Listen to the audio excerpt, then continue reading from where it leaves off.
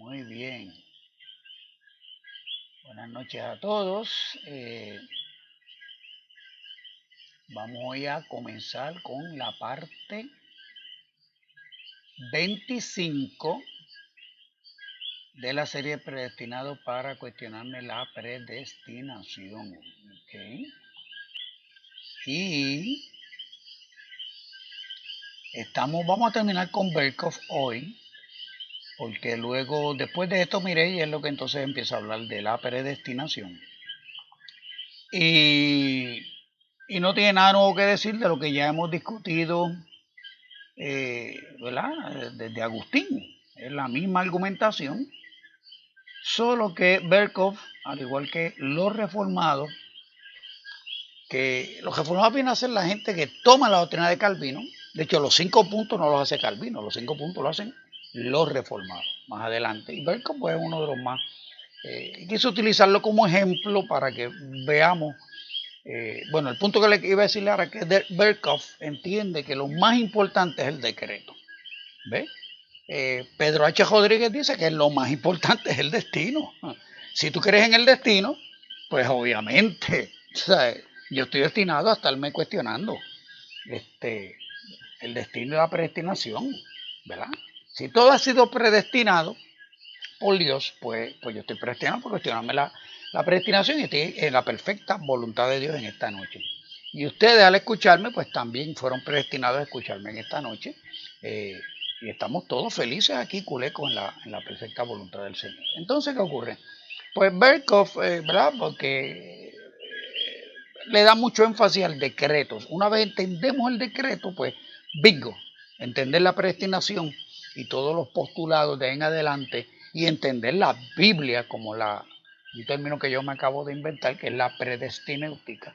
Pues una vez tú entiendes el decreto, pues mira, la predestinéutica te hace todo el sentido. Y entonces empiezas a ver en la Biblia los textos que supuestamente prueban. Pero eso se llama eisegesis, no exégesis. Exégesis es cuando tú del texto, de lo que dice este texto y dice aquel texto y dice el otro texto, y entonces vemos y confirmamos que siguen diciendo lo mismo en sus contextos. Y vimos y se sigue viendo entonces que cuando se compara con todo lo que la Biblia tiene que decir al respecto, siguen diciendo lo mismo, ¿verdad? O complementan, se perfecciona el concepto que esos textos individuales empezaron a decir. Eso es exégesis. Pero eisegesis es cuando yo pues tengo un paradigma, tengo una estructura de pensamiento, tengo una filosofía, tengo una conclusión, y entonces voy a la Biblia a buscar los textos que confirman lo que yo quiero. Vamos a poner que yo soy un tipo bien bruto y quiero tener 2 mujeres a la vez, ¿verdad? Y quiero hacerlo bien, tú sabes, bien chévere. Yo entiendo que es la voluntad de Dios que yo tenga 2 mujeres, ¿verdad? Yo entiendo que es una barbaridad, hay que ser bien bruto para eso. Entonces, ¿qué ocurre? Pero entonces, como yo soy un siervo de Dios, ¿verdad? Porque yo predico y a lo mejor soy apóstol y tengo un Rolex y un Mercedes-Benz, pues obviamente, eso hay que probarlo, hay que convencer a la gente de eso. Entonces yo voy a la Biblia a buscar los textos que confirman que es la voluntad de Dios que yo tenga 2 mujeres. Entonces, ¿qué ocurre? Oye, yo voy a la Biblia y empiezo a encontrar que los grandes hombres de Dios en el Viejo Testamento tenían 2, 3, 4, 7 mujeres tenía David. Salomón tuvo 1000 en total, 300 reinas y 700 concubinas. Por eso yo me cuestiono la sabiduría de Salomón, que fuera el hombre más sabio. Lo cuestiono increíblemente. Bueno, la cuestión es que entonces van al Viejo Testamento, encuentran todos estos textos que hablan. Además, hay algunas leyes en Levítico que hablan de la concubina y hay unas leyes de herencia y todo. Pues espérate, es bíblico tener 2 mujeres. ¿Ves? Pues eso, lamentablemente, esa no es la forma de probar la poligamia. ¿Ves? Porque una cosa es lo que la Biblia dice y otra cosa es lo que la Biblia enseña. Pero para eso, para saber la diferencia entre cuando la Biblia dice una cosa y enseña algo distinto de lo que dice, usted tiene que saber la hermenéutica. Y tiene que saber un poquito de historia. No solo historia general, sino un poquito de historia de la iglesia, del cristianismo en total. Y entonces, pues volviendo al concepto de la poligamia, eso es un ejemplo clásico de eisegesis. ¿Okay? Y de eso pues yo acuso a mis hermanos calvinistas de hacer eisegesis. Como venimos viendo, Agustín trajo todas sus influencias del neoplatonismo y del gnosticismo, porque se dice, ¿verdad?, para ayudar a Agustín, que Agustín fue maniqueísta y se convirtió al cristianismo, pero el problema es que cuando él trata de contestar la polémica contra Pelagio, que sostenía el libre albedrío, pues vemos que lo que Agustín no va a la Biblia a ver qué dice la Biblia sobre el libre albedrío. No, él va a coger todos los conceptos del gnosticismo maniqueo, porque como dice un historiador que estaba leyendo, el maniqueísmo es una de las expresiones más altas y más organizadas del gnosticismo. ¿Okay? Entonces, ¿qué ocurre? Pues Agustín empieza entonces a interpretar en la Biblia, empieza a encontrar, entre comillas, en la Biblia textos que sugieren, confirman su visión maniqueísta de la dinámica de cómo Dios brega con un Dios soberano, brega con el libre albedrío. Y entonces vimos que desde Agustín empezó entonces a definir las cosas de manera muy distinta a cómo se definían. Otro error que comete Agustín es que Agustín no consulta el consenso de la iglesia hasta ese momento, porque el libre albedrío nunca fue un issue, la predestinación nunca fue un issue antes de Agustín. Es Agustín el que inicia esta contienda, esta polémica. No fue un issue en el tiempo de los apóstoles, no fue un issue en los primeros 3 siglos de la iglesia, no ha sido nunca un issue en la iglesia ortodoxa oriental, que es tan cristiana como nosotros. Y pues, lamentablemente, es Agustín. Tomás de Aquino añade un poquito y después cuando viene la reforma, la mayoría de los reformadores se van de lleno, se van de cabeza con Agustín a aprobar la predestinación y descartar el libre albedrío. Las motivaciones son distintas, hay que verlas en su contexto histórico, pero esa es la realidad. Y ese es eisegesis. Yo tengo una filosofía, pues yo voy a buscar en la Biblia lo que confirma mi filosofía, en vez de ir a la Biblia. ¿Ok? Y ver qué dice la Biblia. Entonces voy construyendo. Por eso he venido subtitulando todas estas partes cómo fulano construyó sus definiciones. Porque la discusión entre predestinación y no predestinación se siente cómo definimos las cosas. Cómo definimos soberanía, cómo definimos gracia, cómo definimos elección, cómo definimos decreto, cómo definimos la misma palabra predestinación, libertad, cómo definimos libertad, cómo definimos el amor. Todo es definiciones. Entonces, cuando tú empiezas a comparar, tú coges el diccionario de la Real Academia Española y coges cualquier libro de teología reformada, pues tú te vas a dar cuenta que lo que se enseña, lo que entendemos en castellano, que significa tal palabra, pues no, allá teológicamente, en la predestináutica, esa palabra tiene otro significado. Y como único tú puedes entender la predestinación, ¿verdad?, según la plantean los calvinistas y los reformados, pues tú tienes que interpretar la escritura a base de las definiciones que el sistema te provee. ¿Okay? Si tú tienes otras definiciones, pues no te va a cuadrar. Lamentablemente, pues yo había leído mucho en mi vida. Me creo que conozco bastante bien el castellano. Creo que conozco bastante del inglés. No sé mucho del griego, no sé mucho del hebreo. Pero sé cómo funciona la gramática griega y cómo funciona.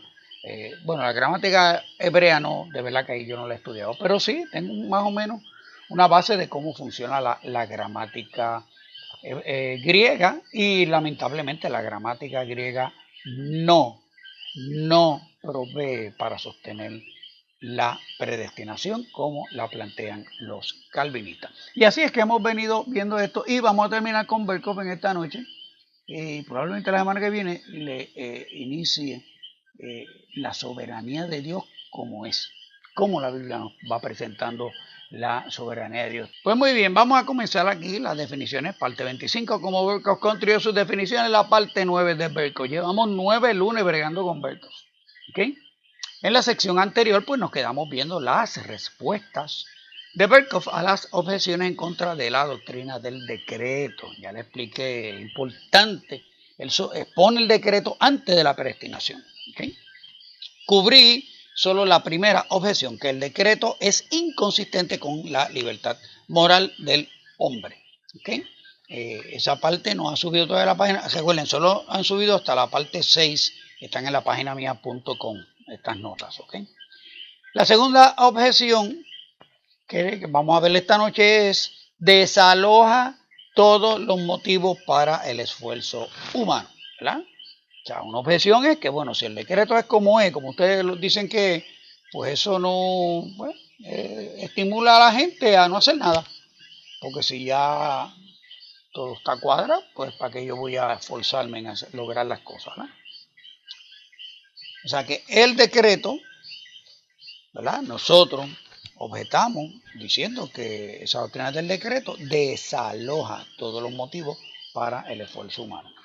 Cualquier persona que no pertenezca a la teología de la predestinación, cuando evalúa las consecuencias del decreto en específico, que todo lo que va a acontecer ha sido asegurado que ocurra por el decreto, pues cualquier persona puede llegar a esa conclusión sin mucho esfuerzo. O sea, ¿cuál es la conclusión? Pues mira, sí, si todo está determinado que va a ocurrir, pues ¿para qué yo me voy a esforzar?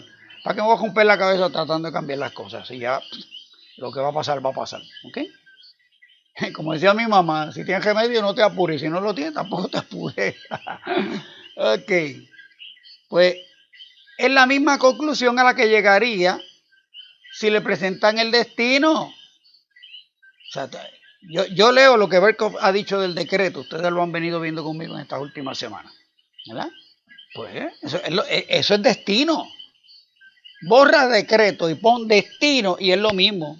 Eso se le llama fatalismo. ¿Ok? Fatalismo es la consecuencia lógica. ¿Entiendes? La fatalidad. No tienes remedio tú tratar de cambiar las cosas porque es que no puedes hacer nada. Y si crees que cambiaste algo es porque estaba en el destino que lo ibas a cambiar. That's it. Tú sabes.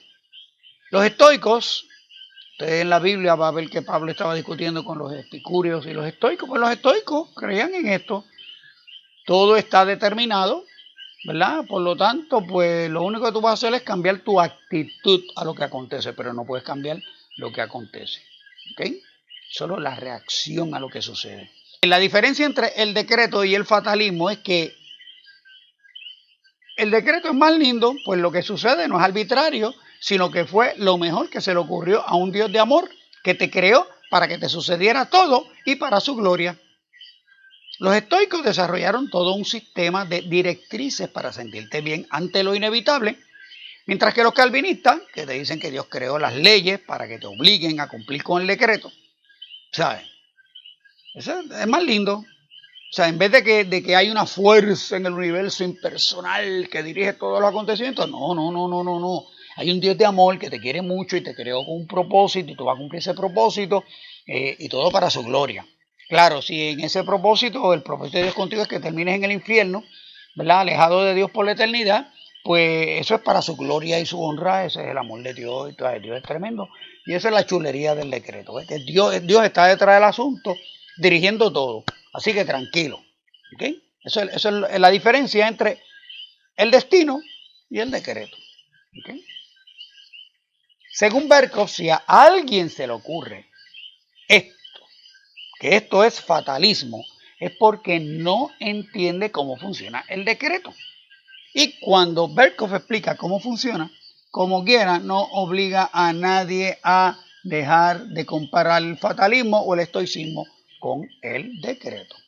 ¿Okay? Veamos cómo Berkhoff aborda esta objeción.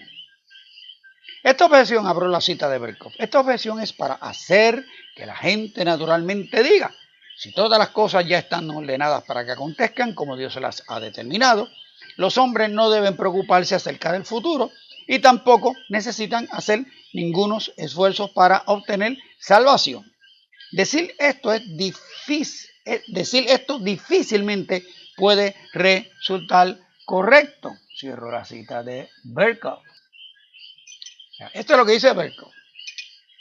Pues claro que es natural. Dice, esta objeción es para hacer que la gente naturalmente diga, pues claro que tiene que ser natural. Si se ha decretado todo lo que voy a hacer y no hay forma de evitarlo, ¿para qué me voy a preocupar o esforzar? Pero eso, por más lógico y racional que nos resulte, dice Berkhoff, esto difícilmente puede resultar correcto. Dijo la cita de Berkhoff. ¿Por qué no puede resultar correcto? Porque no cuadra con la interpretación de la realidad definida por la teología de la predestinación y sobre todo no cuadra con la doctrina del decreto, que es imprescindible para probar la predestinación. Pero para que nadie promoviendo la objeción, tú y yo, vaya a dar la impresión de que el decreto fomenta el fatalismo y nadie intente practicarlo, entonces nos da el por qué nadie debe creerlo o enseñarlo. ¿Ves?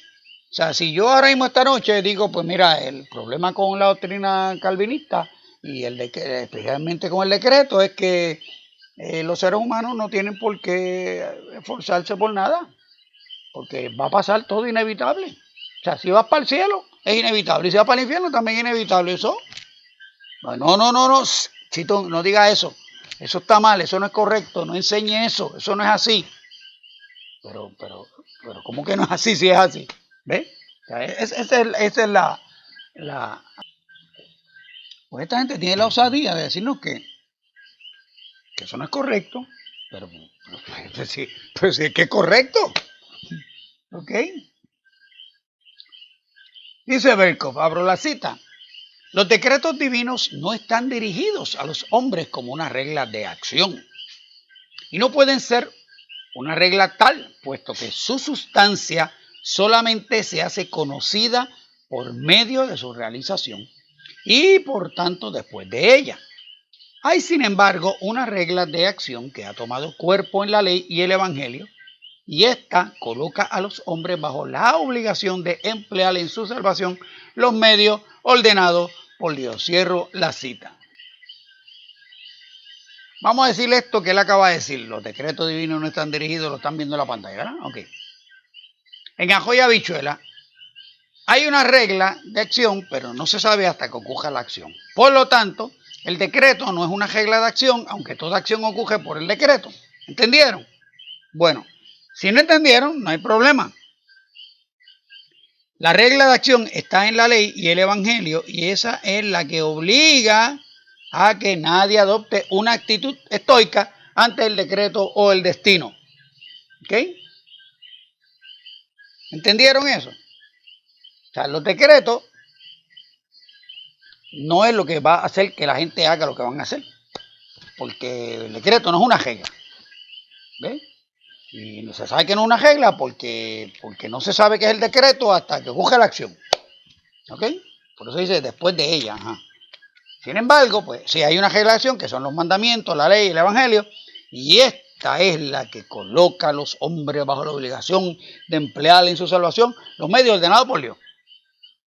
O sea, que si tú eres como yo y cuando entiendes la doctrina del decreto y la aceptas, dices, bueno, pues está bien, Dios decretó todo para que ocurra, por lo tanto, pues yo no tengo que hacer absolutamente nada para que se cumpla o para evitar que se cumpla. ¿Entiendes? Ah, pero no, espérate, no, el evangelio me obliga a hacer algo para salvarme. El evangelio, bueno, no sé qué hará con los impíos del evangelio, porque el evangelio no le dice al impío ¿verdad? Que haga todo lo posible por irse al infierno. Pero bueno, pero acá entre nosotros, acá en el club, pues sí, nosotros el evangelio nos obliga entonces a hacer algo para como aparentar que nos vamos a salvar, ¿ok? Y aparentar que vamos a cumplir con el decreto y que estamos de acuerdo con el decreto y vamos a cooperar con el decreto, ¿ok? Básicamente. Ok, Berkhoff, abro la cita de Berkhoff, sigue añadiendo esto. También ignora esta objeción la relación lógica determinada por el decreto de Dios entre los medios y el fin que se ha de obtener. Hay una relación lógica entre los medios y el fin. ¿Te has oído eso? El fin justifica los medios. Bueno, tremendo. Eso es filosófico, eso es profundo, pero mira, el decreto, pues hay una relación lógica entre medios y fin. Ok, vamos a ver cómo lo... El decreto incluye no solo los diversos asuntos de la vida humana, sino también las libres acciones humanas que lógicamente tienen prioridad respecto de los resultados y que están destinadas, mire qué palabra, están destinadas para producirlos. Era absolutamente seguro que todos aquellos que estaban en el barco con Pablo en Hechos 27 iban a salvarse. Pero era igualmente cierto que para asegurar aquel fin, los marineros tenían que permanecer a bordo. Y puesto que el decreto establece una interrelación entre medios y fines, y los fines están decretados solamente como resultado de los medios, estos animan al esfuerzo en lugar de desalentarlo. La firme creencia en el hecho de que según los decretos divinos el éxito será la recompensa de la faena, constituye una invitación a valerosos y perseverantes esfuerzos. Apoyada en la mera base del decreto, la Escritura nos apremia en el uso de los medios designados, Filipenses 2.13 y Efesios 2.10. Ok, está bueno esto. ¿Les gustó? ¿Lo entendieron? Me da gracia porque o sea, la firme creencia en el hecho de que según los decretos divinos el éxito será la recompensa de la faena, pues bueno, el que está decretado para irse al infierno, pues, tú sabes, wow, está convencido del éxito de la empresa y la recompensa es que se va para el infierno, así que trabaja duro para irte al infierno porque, tú sabes, el éxito está ahí, ¿ok? O sea, según Berkhoff, la objeción de que si todo está decretado, pues no hay que esforzarse, ignora la relación lógica entre la seguridad de causas y eventos aseguradas por el decreto y el poner esfuerzo en lograrlas. O sea, eso está dado, eso es lógico. Pues mira, él dice que el que pone esta objeción, pues que ignora. Pues mira, no es que se ignora, es que no existe ninguna lógica en esforzarse en que algo ocurra si va a ocurrir como quiera. ¿Entiendes? O sea, eso... Bueno, la única lógica es aceptar que el esfuerzo o la indiferencia fueron también decretados entre causa y efecto. Esa es la única lógica. Que si vamos a ver a alguien haciendo un esfuerzo para irse para el cielo o para irse para el infierno, es porque fue decretado que iba a hacer el esfuerzo. ¿Entiendes? O sea, que si Dios quiere que yo haga el esfuerzo, pues ya él va a decretar, lo decretó que en algún momento yo empezaba a hacer el esfuerzo, andarse. Mira qué fácil. Pero ahora mismo, si a mí no me da la gana hacer el esfuerzo, porque no me parece lógico esforzarme para hacer que ocurra o ayudar a cumplir lo que se va a cumplir de cualquier manera, pues hello. Esa es la lógica de estas personas. ¿Okay? La único lógico, como único todo esto es lógico, es que sencillamente el esfuerzo y la indiferencia también fueron decretados entre la causa y el efecto o entre el medio y el fin, como dicen. Pero si mi esfuerzo o indiferencia no ha sido decretada en el curso del acontecimiento, no hay nada ilógico en que yo participe o no en hacer cumplir el evento. La única lógica posible dentro de la doctrina del decreto es como sigue. Dios decretó que yo me perdiera en el infierno. Si yo hago todo lo posible para salvarme, fue porque Dios decretó que yo hiciera todo lo posible por salvarme. Y decretó si lo voy a hacer creyendo o no que me iba a salvar. Si por otro lado Dios decretó que me iba a salvar y yo decido pecar todo lo que se me ocurra, ya sea que crea o no en el decreto, Dios decretó que yo pecara para glorificarse salvándome al final. Esa es la lógica. Pero como eso es ilógico para los que no creemos en el decreto, y el decreto es lo correcto, pues mi lógica es ilógica y solo el decreto es lógico. ¿Así? O sea, pancha plancha con 4 planchas. ¿Con cuántas planchas? Plancha pancha. O sea, es lo que les dije al principio, o sea, en el inicio de la serie les dije, si el destino existe, es una idea bien perversa. Porque es que si el destino existe y yo ahora mismo no creo en el destino, es que es porque estoy destinado a no creer que existe el destino. No escapo, no hay escapatoria. Es circular. Terminamos en el mismo sitio si el destino existe. ¿Okay? O sea, y de hecho no tenemos forma de saber que no existe. ¿Okay? Porque si todo esto ha sido decretado, ¿okay? O sea, es absurdo, pero no nos vayamos por ahí, ¿ok? Según Berkhoff, el decreto es tan lógico que animan al esfuerzo en lugar de desalentarlo. Constituye una invitación a valerosos perseverantes esfuerzos y nos apremia en el uso de los medios designados. Dejo la cita de Berkhoff. Me cabe pensar que, según Berkhoff, si tu lógica te lleva a concluir que no vale la pena esforzarse en ayudar a cumplir el decreto, es porque se decretó que creyéramos en esa objeción.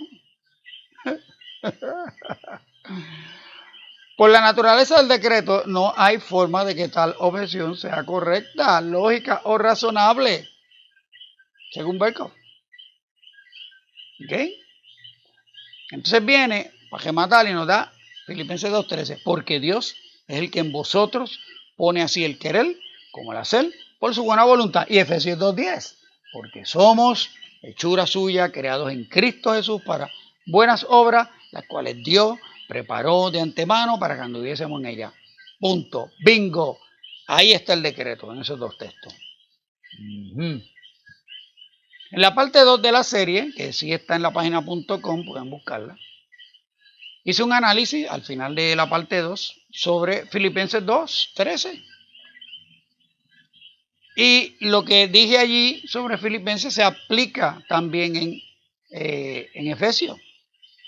Ninguno de los dos pasajes está hablando de que fuimos escogidos para salvación o que se decretó que fuéramos salvos. ¿Ok? Tampoco ninguno de los dos está corrigiendo el que algunos no pusieran esfuerzo en salvarse, ya que estaban seguros de su salvación decretada desde antes de la fundación del mundo. No, eso no es el issue. Pablo no le está hablando a gente que cree en el decreto. ¿Ok? No era asunto de discusión en las iglesias de Filipo y de Éfeso. No era un asunto de discusión en el Nuevo Testamento. Y no fue un asunto de discusión en los primeros 3 siglos de la iglesia. Esa es la historia, señores. Esa es la historia. Lee la historia. O sea, tú puedes ahora mismo por internet bajar o leer los padres de la iglesia. Completo, claro. Si los compras son 22 tomos. Y necesitas como 2 años para leerlo. Pero te vas a dar cuenta que esto no era un issue. ¿Ok? Que si el hombre tiene libre albedrío o no, eso no era un issue. No era un issue. La narración del Nuevo Testamento no lo dice. Además, en el Viejo Testamento tampoco lo muestra. Que es otro análisis que yo hago cuando hablan de la palabra, el uso de la palabra destino en el Viejo Testamento. Porque Casiodoro de Reina tradujo como destino esas palabras que en King James se usan otros términos para describir esas acciones y no se utiliza ninguna de las palabras en inglés para destino en la versión King James. ¿Okay? Así que vayan allá a la sección 2 y a la sección 3 y repasen estas definiciones. ¿Okay? Así que el esfuerzo que hace Berkhoff aquí para desalentarnos, probarnos que es incorrecto y lógico, que a mí se me ocurre una idea tan descabellada como que si estoy predestinado para salvarme, pues yo no tengo que hacer nada para salvarme, porque me voy a salvar como quiera. O si esto ese decreto que yo me fuera para el infierno, pues por más que vaya a la iglesia y cante corito y hable en lengua y brinque y salte, pues de nada sirve. ¿Ok? Porque me voy a ir para el infierno como quiera, así que, tú sabes. Pues mira, los esfuerzos que él hace no, a mí no me convencen. Yo creo firmemente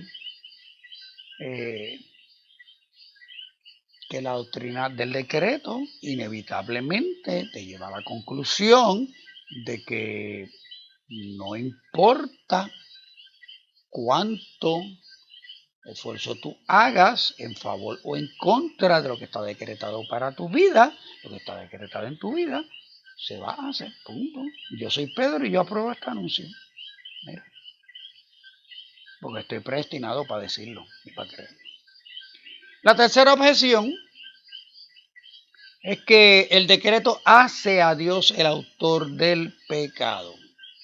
Venimos viendo desde Agustín todos los esfuerzos para absolver a Dios de toda responsabilidad por la maldad en el universo. Vemos cómo recurren a definir los conceptos de forma distinta y a construir otra lógica, de manera que las contradicciones sean aceptadas. ¿Okay? Y aquí vamos a ver un refrito de lo mismo. O sea, desde Agustín venimos viendo, pues, mira, surgen unas preguntas. ¿Cómo las contestamos? Eso es fácil. El negro no es negro, el negro es blanco. Y lo blanco no es blanco, es negro. Lo azul no es azul, lo azul es rojo. ¿Ok? Como dice así, eso lo dijo en uno de sus libros, tú sabes. El rojo es cuadrado o es redondo. O sea, hay que cambiar la lógica. O sea, usted puede desarrollar todo un sistema filosófico para probar la forma del color rojo, ¿verdad? Si es cuadrado o es redondo. ¿Me siguen? O sea, es totalmente absurdo, es ilógico hablar de la forma geométrica de los colores. Tratar de definir los colores, o sea, ¿cómo tú le explicas un color a un ciego? ¿Okay? Porque hay cosas que son self-evident por el consenso en la percepción que tenemos del fenómeno o de la experiencia o de la idea. Los seres humanos, por ser precisamente un ser humano, vamos desarrollando unas ideas, unas percepciones y las llamamos self-evident. ¿Okay? Se evidencian a sí mismas. Los que no cortaron la clase de geometría, ¿se acuerdan cómo empieza la geometría? Empieza con el punto. ¿Y qué es lo que te dicen del punto? El punto no tiene definición, el punto es el punto. ¿Ok? Y de ese punto se construye toda la geometría plana. Ya, está un semestre entero completo jugando con puntos. Y resulta que el punto no tiene definición. Pues, ¿qué ocurre? Vimos desde Agustín que hay un problema con esto de la libertad. Entonces, pues, bueno, libertad no es libertad. ¿Ok? Sabemos que libertad significa poder escoger entre dos o más opciones. Pues de momento Agustín introduce, o no introduce, la importa de allá del maniqueísmo y del gnosticismo. No, en realidad no, eso es una ilusión. Libertad es hacer lo que sea hacer. El hombre es capaz de hacer la acción, pues el hombre es libre para eso. O sea, el hombre eruta. El hombre tiene la libertad de erutar. ¿Ven? El hombre estornuda. Pues, obviamente, eso es obvio. El hombre tiene la libertad de estudiar, o sea, de estornudar. Y entonces allí les di ejemplos también en la parte 2 de cómo tratan de convencernos de que teniendo una sola opción para actuar, hablar de que eso es libertad. Y yo les dije ahí bien claro que eso es un disparate. Pero entonces así no solo se redefine mal la libertad, redefinen mal la soberanía, redefinen mal la gracia, redefinen mal el decreto, ¿okay? La predestinación. ¿Okay? Pues entonces vamos a ver aquí el esfuerzo que va a hacer Berkov para convencernos de que Dios no es el autor del mal. No es un refrito, porque ya él lo discutió y lo discutí y lo presenté anteriormente, ¿no? Lo que venimos viendo es de Agustín y desde las primeras partes de Berkov lo venimos viendo. Pero vamos, abro la cita de Berkov. Esto si fuera verdad, ¿verdad? Que Dios es el autor del mal, naturalmente sería una objeción insuperable, porque Dios no puede ser el autor del pecado. Esto se deduce igualmente de la Escritura. Importante, esto es bíblico. Salmo 92:15, Eclesiastés 7:29, Santiago 1:13, 1 Juan 1:5. ¿Verdad? Ok. De la ley de Dios también se deduce que prohíbe todo pecado y se deduce de la santidad de Dios. Pero el cargo no es verdadero. ¿Ok? Acusar a Dios de que es el autor del mal no es verdadero. El decreto solamente hace a Dios el autor de seres morales libres, importante. Son seres libres, mismos que son los mismos que son los autores del pecado. Dios decreta mantener la libre agencia de estos, regular las circunstancias de sus vidas y permitir que la libre agencia se ocupe en multitud de actos de los cuales algunos son pecaminosos. Por buenas y santas razones, Dios hace que estos actos pecaminosos acontezcan de seguro, pero Él no decreta producir los malos deseos, ni decreta decidir eficientemente la preferencia en el hombre. El decreto respecto al pecado no es decreto eficiente, sino permisivo, o decreto para permitir, a diferencia del decreto para producir. Y Dios no puede aplicar su divina eficiencia para producir pecado.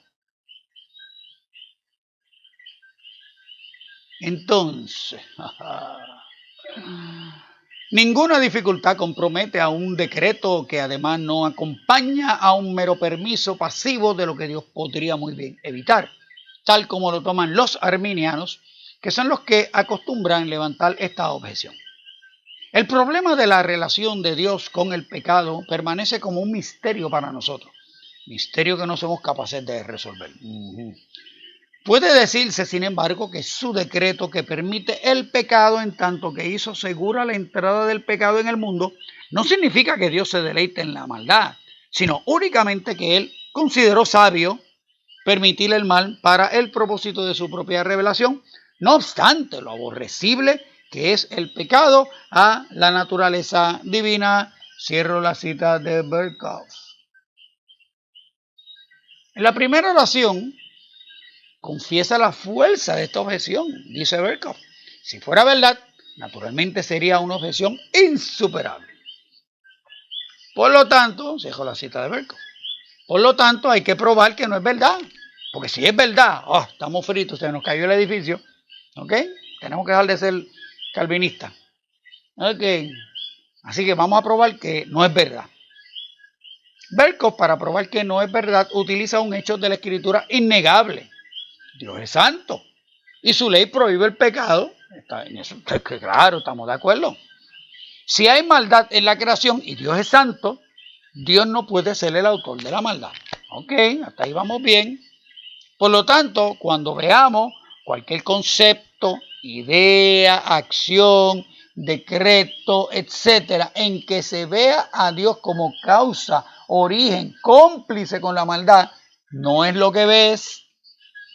Eso no es así. Tienes que interpretar lo que ves de manera que Dios no guarde ninguna relación con la maldad. Y Berkov, al igual que todos los teólogos de la predestinación, nos va a dar las herramientas para soltar el nudo que han hecho, porque esto es un problema que se lo buscan ellos. ¿Okay? Ellos se buscan este problema, no nosotros, el problema lo tienen ellos. ¿Okay? Te voy a dar la herramienta, dice Berkov.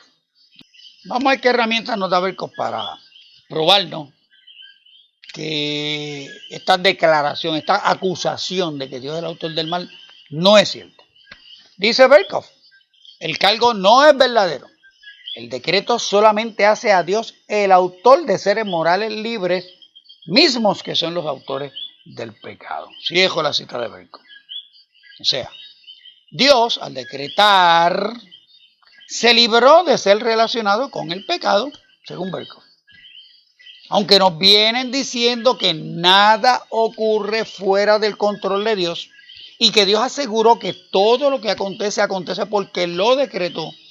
Dios decretó no asegurar el pecado con su decreto, sino asegurarlo decretando que las criaturas que el sistema denomina como criaturas libres fueran los autores de los pecados. ¿Ok? La acusación de que Dios es el autor del mal, pues dice Berkhof, no es verdadero. ¿Okay? El decreto solamente hace a Dios el autor de seres morales libres, mismo que son los autores del pecado. Y le estaba diciendo, ¿verdad? Que cómo funciona esto, Dios, o sea, lo que Berkhof nos está diciendo es que Dios al decretar se libró de ser relacionado con el pecado. Y aunque nos vienen diciendo desde Agustín que nada ocurre fuera del control de Dios y que Dios aseguró que todo lo que acontece, acontece porque lo decretó, Dios decretó no asegurar el pecado con su decreto, sino asegurarlo decretando que las criaturas que el sistema denomina como criaturas libres fueran los autores del pecado. ¿Ok? ¿Quiénes son los autores del pecado?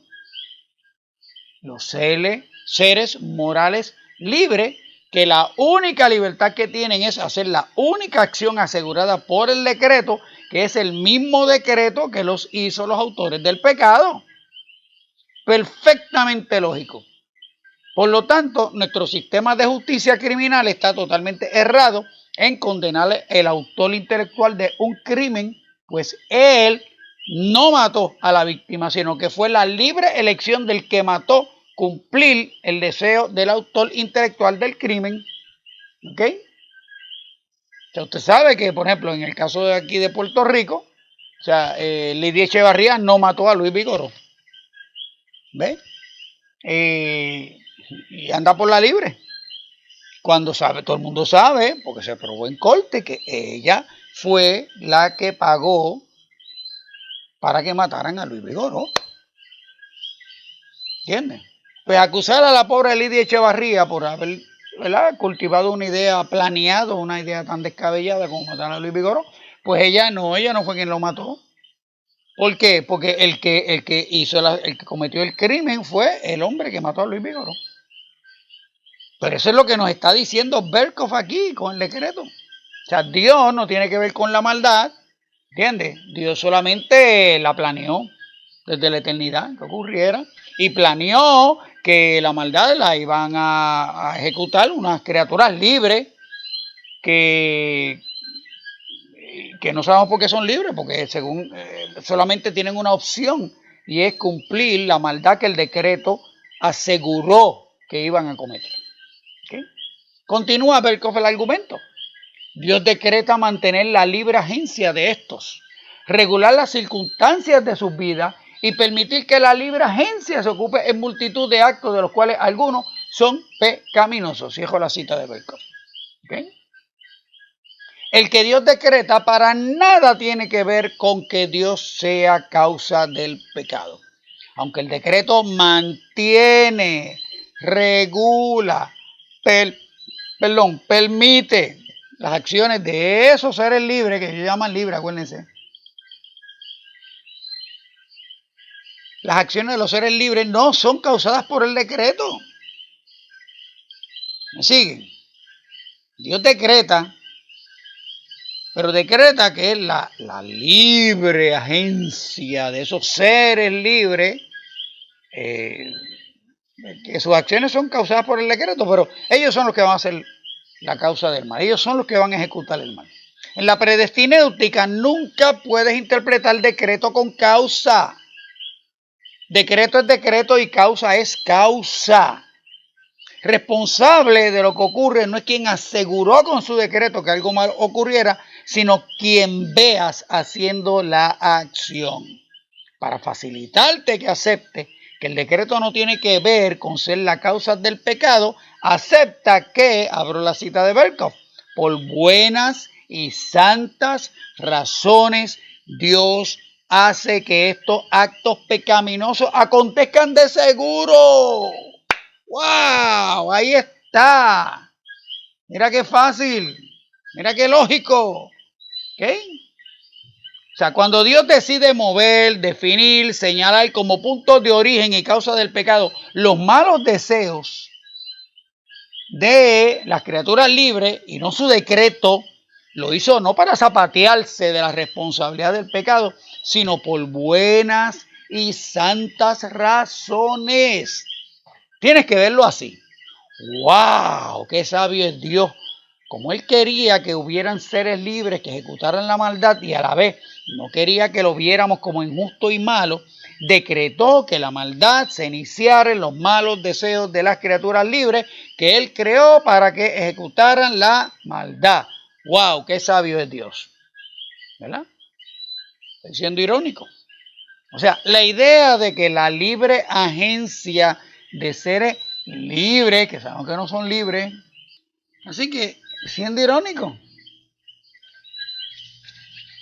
O sea, la idea de que la libre agencia de seres libres son el origen de la maldad en la creación es perfectamente útil para probar que Dios a través del decreto no es la causa del mal. Pero si yo explico el origen del mal usando criaturas libres que deciden pecar y así exonero a Dios de ser la causa del mal, esto es incorrecto porque es más importante defender el decreto y la idea del control absoluto de Dios sobre las criaturas que explicar la creación sin un destino y sin un futuro.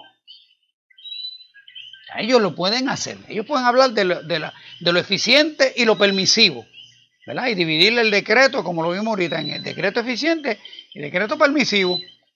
¿Entienden? Dios hace el decreto eficiente de ordenar que la maldad entre en el mundo. ¿Ok? Pero entonces hace el decreto que permite que eso ocurra, seguramente, asegurado por ese decreto eficiente, pero permite que sean las criaturas supuestamente libres las que van a cometer la maldad. Y así Dios, el decreto de Dios no tiene que ver absolutamente nada con el origen del mal. Pero si yo trato acá de explicar la creación sin destino, sin decreto, sin predestinación,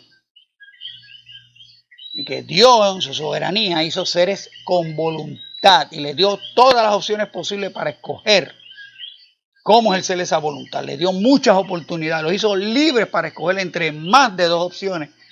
Pues yo estoy mal, yo estoy incorrecto, ¿ok? Porque ellos prefieren defender un sistema, teológico con todas sus contradicciones que aceptar otro sistema que no tiene contradicciones meramente porque es otro sistema. ¿Okay? Seguimos. Abro la cita de Berkhof. Pero él no decreta producir los malos deseos, ni decreta decidir eficientemente la preferencia en el hombre.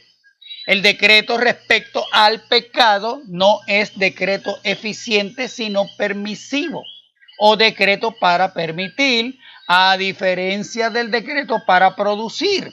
Y Dios no puede aplicar su divina eficiencia para producir pecado. Ninguna dificultad compromete a un decreto que además no acompaña a un mero permiso pasivo de lo que Dios podría muy bien evitar, tal como lo toman los arminianos, que son los que acostumbran levantar esta objeción. Ok, sigo con la cita de Berkhof.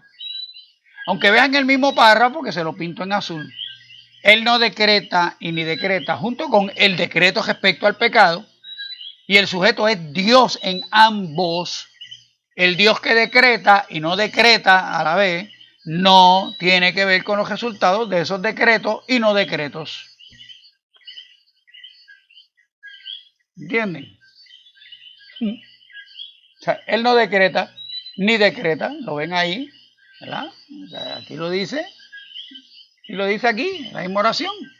Inmediatamente dice el decreto respecto al pecado. O sea, ¿quién es el que decreta? Dios. ¿Quién es el que no decreta? Dios.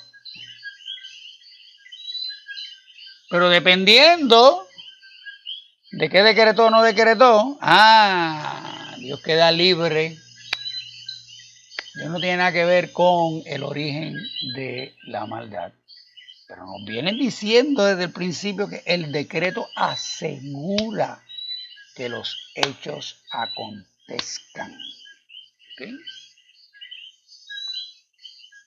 ¿Cómo resuelve esta contradicción entre decretos y no decretos? Fácil. Hay decreto eficiente y decreto permisivo. En uno Dios es causa y en el otro no. Si no lo aceptas es porque eres arminiano. Y como ya yo he dicho, yo no soy arminiano y levanto esa objeción. ¿Ok? Existen muchas alternativas al calvinismo, además de las arminianas. Los calvinistas tratan de reducir el debate a calvinistas versus arminianos, a pesar de que Arminio era calvinista. ¿Ok? Mira, la semana pasada me enteré que A.W. Tozer, o Tozer, T-O-Z-E-R, uno de los autores más profundos que hay sobre la oración.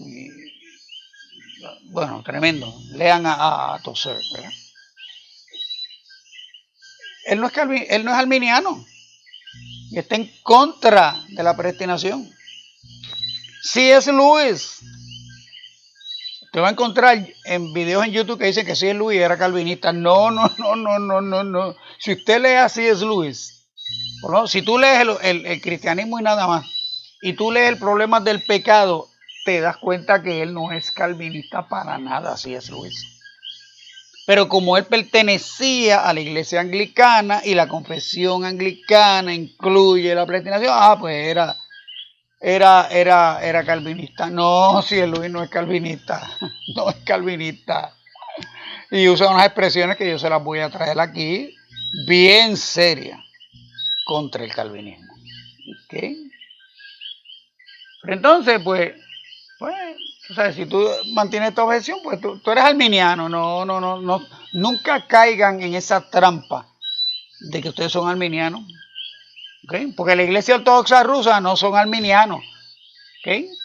La Iglesia Ortodoxa Rusa en uno de sus concilios rechazaron la reforma. No aceptaron ninguna de las propuestas de la reforma. Aparte que la Iglesia Ortodoxa Rusa no tenía ninguno de los problemas que tenía la Iglesia de acá de la Reforma de Europa. Me pregunta si Dios no es responsable y ni el hombre tampoco. No, yo no he dicho que el hombre no es responsable. ¿Okay? Fíjate que en la dialéctica de él pone al hombre, a los hombres libres, las criaturas libres, la libre agencia como la causa del pecado. ¿Ve? Y yo pues también yo lo digo. El hombre es libre, lo que pasa es que mi concepto de criatura libre es distinto al concepto de los calvinistas de lo que es el hombre libre. ¿Okay? La maldad entra al mundo porque fue el riesgo que se corrió Dios al crear voluntades libres. Eso lo expliqué en la parte 2. Dios es amor y Dios creó a los seres con voluntad, igual que Él, especialmente al hombre, porque yo empiezo dando el ejemplo de los seres espirituales en general, les dio voluntad. ¿Y por qué sabemos que les dio voluntad? Porque se usa la palabra obedecer y desobedecer en esos seres. Si no tienen voluntad libre, la palabra obediencia y desobediencia no tienen ningún sentido. Es absurdo hablar de obediencia y desobediencia en seres que no tienen voluntad libre para escoger. Y definí que escoger, o sea, libertad para escoger, tú tienes que tener dos opciones por lo menos. Si solo hay una opción, no podemos hablar de libertad. Es un disparate hablar de libertad. ¿Ok? Es ridículo hablar de libertad. ¿Ok? Esa es la cuestión. ¿Ok? Entonces, como lo definí en la parte 2, Dios creó al hombre libre primeramente porque lo quería hacer a su imagen y a su semejanza. Y algo inherente en la naturaleza de Dios es la voluntad libre. Dios libremente decide crear todo. Dios es amor y es libre para amar. O sea, la Trinidad no se llaman obligatoriamente, se llaman libremente entre ellos tres. Por lo tanto, entonces cuando Dios crea al hombre a su imagen y semejanza, lo crea con la capacidad de amar. Y el amor, por definición, tiene que ser libre porque amor obligado no es amor. Dios no puede haber creado criaturas que le amaran obligadamente y criaturas que le odiaran. ¿Ok? No, o sea, es absurdo pensar que Dios, en su naturaleza, creara a las criaturas, al hombre específicamente, sin la misma capacidad de amar libremente. Y amar libremente es, ¿cómo es? Es una redundancia. Porque es que inherentemente en la definición del amor está la libertad. El amor es recíproco. No puede ser obligado. ¿Okay? Padre y Espíritu Santo se llaman recíprocamente entre ellos. Entonces, cuando Dios crea al hombre a su imagen y semejanza, lo crea con la capacidad de que amara a Dios recíprocamente, libremente.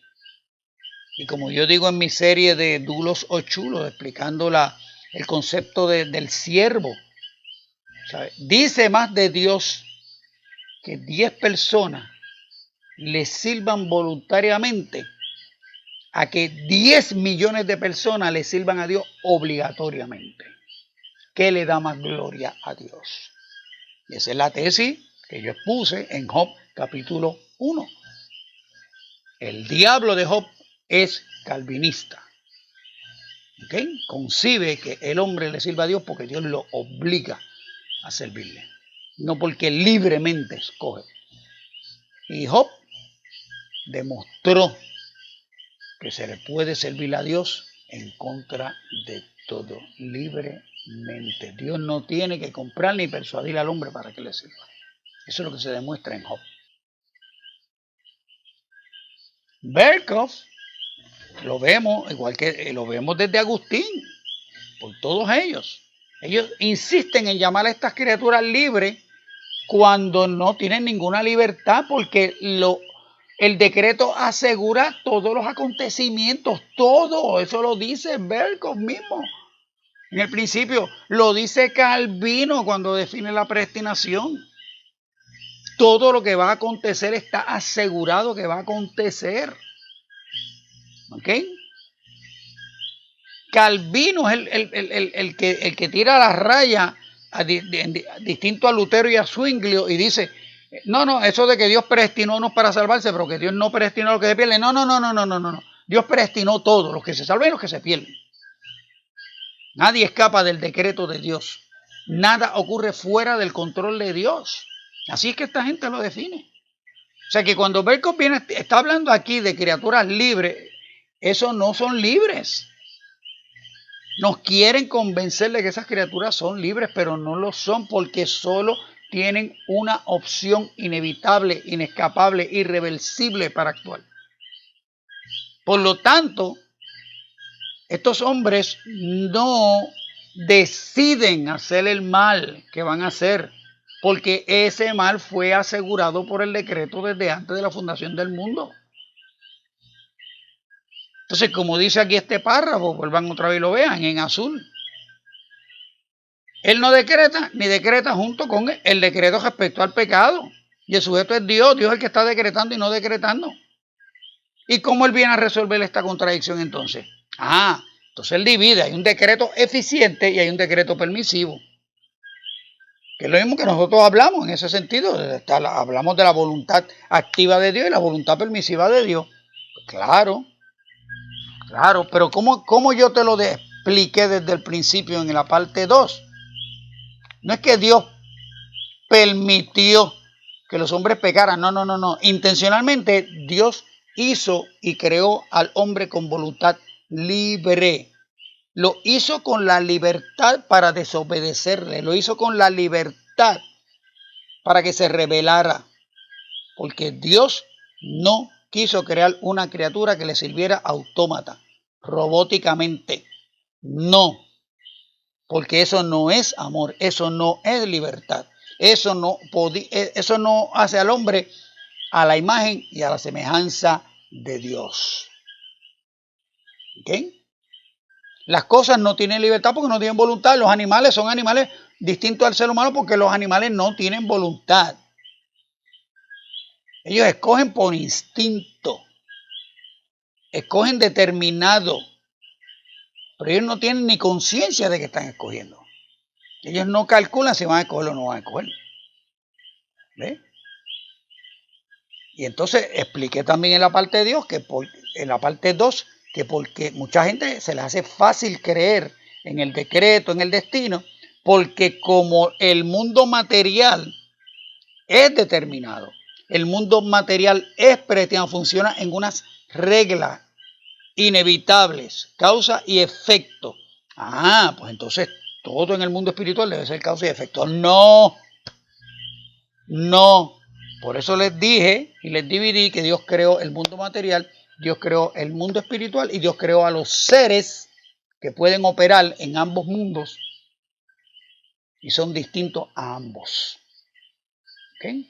Así que vuelvan otra vez a la parte 2 para que vean esta diferencia. ¿Okay? Entonces aquí Berkov, pues ¿cómo nos arregla esta contradicción de que Dios decreta y no decreta, hay decreto eficiente, decreto permisivo, pero para que entiendas que, ¿sabes? ¿Cómo es que al Dios decretar permisivamente, pues no tiene que ver nada con la maldad, con el origen de la maldad? Pues chévere.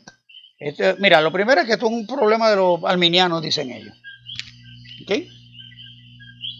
Y si tú no lo entiendes, ¿verdad? No entiendes la contradicción, tú sabes, insistes que hay una contradicción en esto, es porque tú eres arminiano. Pues no hay tal cosa como calvinismo versus arminianismo, porque Arminio era calvinista. Los calvinistas tratan de reducir el debate entre calvinista y arminiano, a pesar de que Arminio era calvinista. Y entonces voy a terminar alternando las dos últimas oraciones, porque ya pasamos de las 10:15. Ok, vamos a terminar. Puede decirse, sin embargo, abro la cita de Berkov, puede decirse, sin embargo, que su decreto que permite el pecado, su decreto, el decreto de Dios que permite el pecado, en tanto que hizo segura la entrada del pecado al mundo, aseguró la entrada del pecado al mundo, no significa que Dios se deleite en la maldad, sino únicamente que Él consideró sabio permitir el mal para el propósito de su propia revelación, no obstante lo aborrecible que es el pecado a la naturaleza divina. Berkov por lo menos se da cuenta que no puede tapar el cielo con la mano. Admite que el decreto que permite el pecado hizo segura la entrada del pecado. Y aunque eso es contrario a la naturaleza de Dios, Dios lo decretó, pues fue lo más sabio que se le ocurrió para propósito de su revelación. Como si Dios no fuera capaz de revelar su justicia y su sabiduría sin necesidad de crear la maldad. Pero si en este mundo todavía no estás, si en este punto todavía no estás seguro de cómo Dios no es el autor del mal, habiendo Dios asegurado con su decreto que ocurriera, organiza tus pensamientos con esto. Y mira lo que él dice. Dice Berkov, el problema de la relación de Dios con el pecado permanece como un misterio para nosotros, misterio que no somos capaces de resolver. Cierro la cita de Berkov. Estoy de acuerdo con él, es un misterio para todo el que se niega a salir del paradigma creado por el concepto del destino y el futuro por el concepto del uno absoluto.